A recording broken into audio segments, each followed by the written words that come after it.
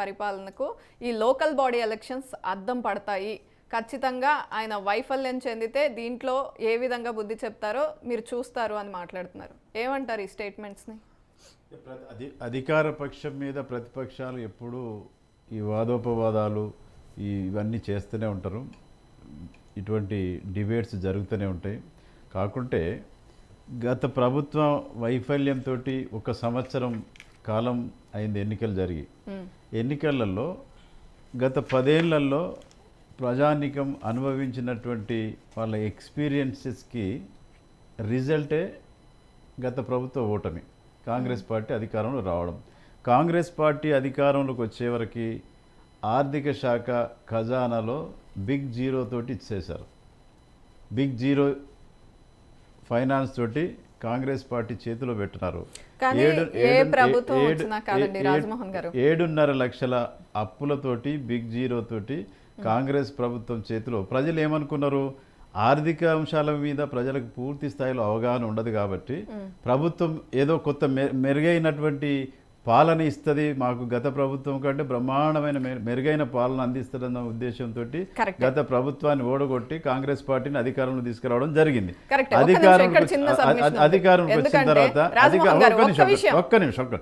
అధికారంలోకి వచ్చిన తర్వాత కాంగ్రెస్ పార్టీ ఉన్నట్టుగా ఒక క్రిస్టల్ క్లియర్గా ప్రజలకు ఆర్థిక అంశాల మీద శ్వేతపత్రం ప్రకటించిన తర్వాత కాంగ్రెస్ పార్టీ వాళ్ళ ప్రణాళికను ముందు పెట్టుకుంటూ పోవడం జరుగుతూ ఉన్నది. వీళ్ళు ఇచ్చినటువంటి గ్యారంటీలన్నీ కూడా ముందు ఆర్టీసీలో ఉచిత ప్రయాణమని, మహాలక్ష్మి గ్యాస్, ఇటువంటి అన్నిటి కొన్ని రైతు రుణమాఫీ, మెయిన్గా రుణమాఫీ అనేది 2 లక్షల రూపాయలని ఎట్ ఏ టైం చేయాలని మా గౌరవ ముఖ్యమంత్రి గారు ఎప్పుడైతే రైతులకు హామీ ఇచ్చిండ్రో ఆ దిశగా ఫైనాన్సెస్ అన్ని కూడబెట్టి రైతులది దశల వారీగా కాకుండా రాజమోహన్ గారు ఇక్కడ ఒక్క విషయం మనం మాట్లాడదాం. మీరు అన్నారు ఒక విషయం, ఒక్క నిమిషం ఇంటరప్షన్, ఒక్క నిమిషం. మీరు అన్నారు ఇంతకు ముందు ఖచ్చితంగా ప్రజలకు తెలియదు అందుకే మార్పు కోరుకున్నారు అని చెప్పి. కానీ మీకు తెలుసు కదా, కాంగ్రెస్ పార్టీకే అన్ని విషయాలు తెలుసు, ఎంత అప్పు ఉంది, ఏం జరిగింది అన్ని తెలుసు. ఇప్పుడున్న చీఫ్ మినిస్టరే అసెంబ్లీ సాక్షిగా చాలా సార్లు క్వశ్చన్ చేశారు. మరి అవన్నీ తెలిసి కూడా 6 గ్యారంటీస్ అని మీరు ముందుకు వచ్చారు, మీకు ముందే తెలుసు కదా.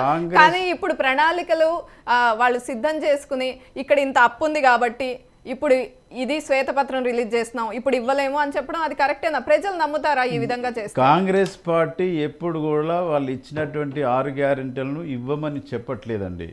ఈ ఫైనాన్సెస్ని కుదుటపడ్డ తర్వాత కాంగ్రెస్ పార్టీ మేనిఫెస్టోలో ఏదైతే ఉన్న ప్రతి అంశాన్ని కూడా దశల వారీగా తప్పకుండా, ఇప్పుడు ఒకటే సంవత్సరం జరిగింది కదండి,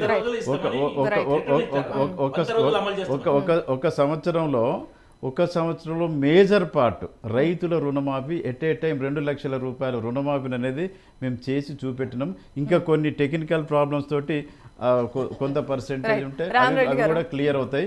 దానిలో రైతుల విషయంలో నిజంగా ప్రజలు వారన్నట్టు హ్యాపీగా ఉన్నారా? లేరండి, రైతులు అసలు హ్యాపీగా లేరు. ఎందుకంటే ఏదైతే 100 రోజుల్లో 6 గ్యారంటీలు అమలు చేస్తాం, ఈ సోనియా గాంధీ మాట అంటే శిలాశాస్త్రం ఐరన్ లెగ్గా ఏది బోనస్ ఇస్తారు, బోనస్ లేదు. ఇప్పుడు సన్నబియ్య వడ్ల అన్నారు, మన మార్చదు సన్నబియ్యానికి అన్నారు. ఏది మన రైతులకు రైతు భరోసా దాని మీద ఇంతవరకు వెళ్ళలేదు. రైతు బంధు కూడా గత కాలం అయిపోయింది, ఒడ్లు కోసినా అమ్మిన నాటు పెట్టి మళ్ళీ యాసంగి వానకాలంగా ఇంతవరకు రైతు బంధు వల్లే, రైతు బంధు కాదు. సో వీళ్ళు హామీలు అదే మన లోక్సభ ఎన్నికల ముందు ఏప్రిల్లో మనకు వేల పోలింగ్ ఉంటే అప్పుడు రైతు బంధు ఇచ్చారు, అందరికీ ఇచ్చారు. అప్పుడు ఇంకోటి కేసీఆర్ చేసిన పనులే రేవంత్ రెడ్డి చేస్తుండు. వీళ్ళు అడ్డగోలుకి ఇచ్చారు, మంత్రి మల్లారెడ్డికి 100 ఎకరాల భూమి ఉంది కాబట్టి ఇచ్చారు, కేసీఆర్కి 100 ఎకరాల పై ఇచ్చారు, మేము అట్లా ఇవ్వము చిన్న సన్నకారు రైతుల మాట. ఇప్పుడేమంటారు, మేము లిమిట్ పెట్టాం. ఎందుకంటే వీళ్ళ మంత్రులకు కావాలి రైతు భరోసా అవుతుందో ఆ పొంగులేటి శ్రీనివాసరెడ్డి, కోమటిరెడ్డి వెంకటరెడ్డి ఎవరెడికి ఎందుకున్నాం. కేసీఆర్ చేసిన పద్ధతే ఇప్పుడు రేవంత్ రెడ్డి చేస్తుండు. ప్రజలకు ఇచ్చిన హామీలను మొత్తం తుంగలో దక్కిరు. చాలా విషయాలు నిరుద్యోగం ఏదైనా కానీ, విద్యార్థులకు కానీ నిరుద్యోగులకు కానీ మరి రైతులకు కూడా ఇక అది రుణమాఫీ కూడా 40 లక్షల పైగా రైతులను చెప్పి 20 లక్షల వరకే చేసినట్టు రైతులకు చేసినట్టు, ఇంకా సగం మంది రైతులకు రుణమాఫీ కాలే. కాబట్టి వీళ్ళ హామీలు అమలు చేయలేదు, రైతుల ఆత్మహత్యలు జరుగుతున్నాయి. విద్యార్థులు మాకు తిండి పెట్టట్లేదు అని సోషల్ మీడియా వీడియోలో వస్తున్నాయి, మాకు తిండి పెట్టట్లేదు అని. హాస్టల్స్ లో మళ్ళీ వీళ్ళు పోయి వేమల వాళ్ళు తింటే 32,000 ఒక్కొక్క బిల్లు, ఒక భోజనానికి 32 బిల్లు అని అది కూడా మీకు వచ్చి నాకు చూపించమని నాకు ఉంది. అది కూడా వచ్చింది. ఇట్లాంటి బిల్లులు వీళ్ళు దోపిడీ చేస్తున్నారు.